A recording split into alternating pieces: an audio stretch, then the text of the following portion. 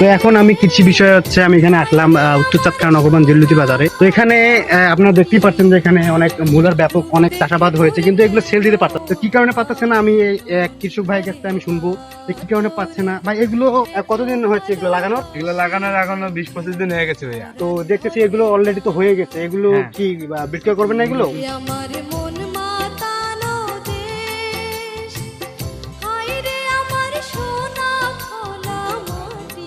ভাই এগুলা খাইলে নাকি বউর কাছে শুনলে নাকি বউয়ের সামনে নাকি পাদ মারে। ও আচ্ছা, দর্শক এগুলো আপনার খায় যেভাবে না। আর কি শুনলেন যে ও নিজের মুখে বললো একজন কৃষক ও মূলা নিচ্ছে না, মানে কেউ নিচ্ছে না আর কি।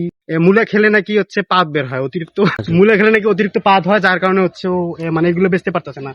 তো এগুলো কি টাকা না নিয়ে যদি কাউরে দেওয়া হয় সেগুলো কি নেবে না কেউ? না নেবে না ওরা। মনে করেন নেবে না যে এই কারণে। দর্শক মনে করেন যদি একজন পথচারী আসতে আসছে, ওকে যদি বলেন যে ভাই আপনি 4টে মূলা নেন, ও কি নিবে না? ও নেবে না, কারণ ডাইরেক্ট বলবে যে আমি যে আরে আমার বউর কাছে যাচ্ছি। কেন নিবে না? সে তো বলবে আমি যে আমার বউর কাছে যাচ্ছি, আমার পাছা দিয়ে খালি পাদেই বাইরে হবে। আচ্ছা দর্শকরা আপনারা যেমনটা শুনছিলেন খালি পাদেই বের হয়।